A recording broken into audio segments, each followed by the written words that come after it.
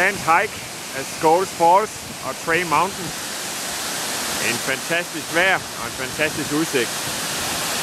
Jeg skal helt op på toppen igen, men når jeg kommer op, så står der heldigvis på middagsmad og laver mig selv en kop kaffe.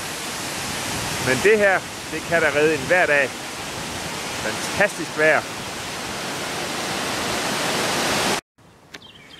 Det er så cirka halvvejs af Troy Mountain. Troy Mountain kan ses i baggrunden, og der skal jeg op og nyde udsigten. Der skal koges mad og laves kaffe. Det er den største fornøjelse, når man er på hike-tur.